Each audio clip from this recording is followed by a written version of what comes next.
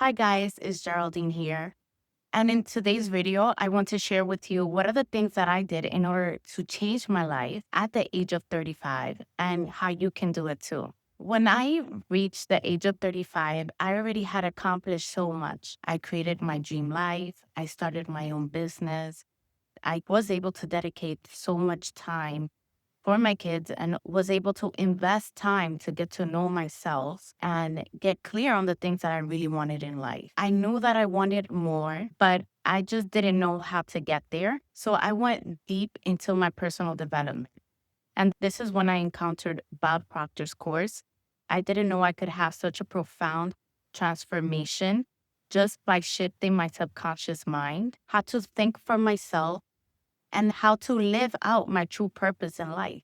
If you don't know who Bob Proctor is, he's one of the greatest teachers in the topic of human potential and personal growth. I want to share with you some key takeaways from his teachings and how I was able to transform my life by internalizing and implementing everything I learned. One of the takeaways is that there is a gap between what we know and what we actually do. We spend so much time learning, strategizing, gathering information. But if we don't change our paradigm or our subconscious habits, then nothing is going to change for us. It's not enough to gather information, go to school, and get all these degrees. If you're not actually implementing or doing anything with whatever it is that you learned, then nothing will change for you. Because our subconscious habits create our result. We're programmed to think a certain way. Since we're young, we are conditioned to believe certain things.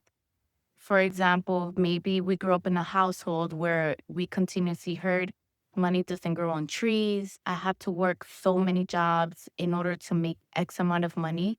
When we become adults, we're going to internalize these beliefs and we're going to believe that it's really hard to make money. In order for you to install new habits and beliefs, is through repetition. Continuously listen to the same thing, write the same thing over and over and over again.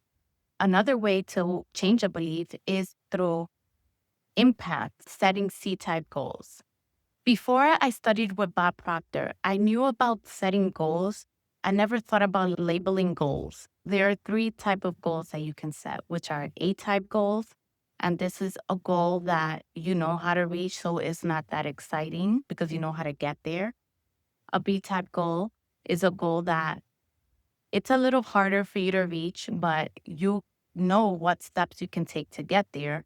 After a while, you will lose motivation. But if you apply a C-type goal, which is a outrageous goal that you don't know how you're going to get, and you become emotionally involved with this goal, then you're going to become a whole different person in order to achieve this goal. One example of a C-type goal is you want to create generational wealth.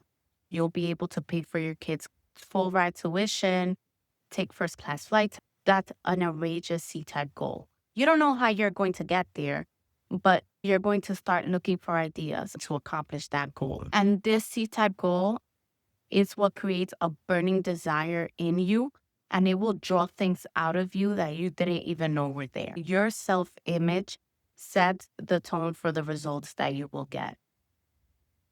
If you have a limited or negative self-image, you will get limited results because you don't think that you can achieve more than what you have. Or maybe you feel your current circumstances are controlling your life and your outcomes.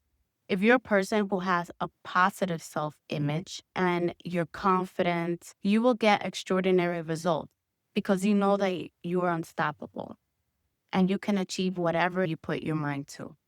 The way that you become confident and improve your self-image is by focusing and getting to know yourself deeply. Getting to know yourself can look like setting up a daily spiritual routine or a grounding routine. I've been journaling since I was like a preteen. I've been into meditation. However, I didn't know the power they had until I started diving deep into the material and talking to other like-minded people. When you know who you are and get clear about personal desires, that is when you're going to become a more confident individual. You're going to set boundaries and reach those outrageous goals. Living in observation, we're to observing things. For example, the report card, the profit and loss statement. When we see these things, we make it mean something about who we are as an individual. But honestly, it's the other way around. Who you are as an individual is what is going to bring the results and control what you see in your report card, your profit and loss statement, your bank account.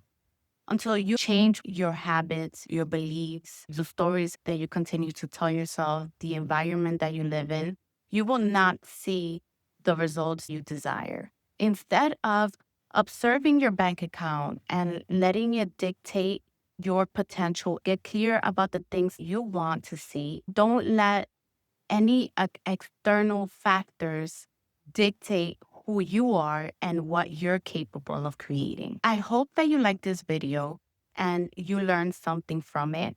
And I want you to know that you have the power to change your life at whatever stage you're at. All it takes is a belief in yourself and knowing that you have the power to change your mind no matter what results you have been getting so far. I would love for you to share with me anything that's on your mind, any beliefs that you would like to change, any goals that you have for you and your family. And I will see you in the next one. Bye-bye.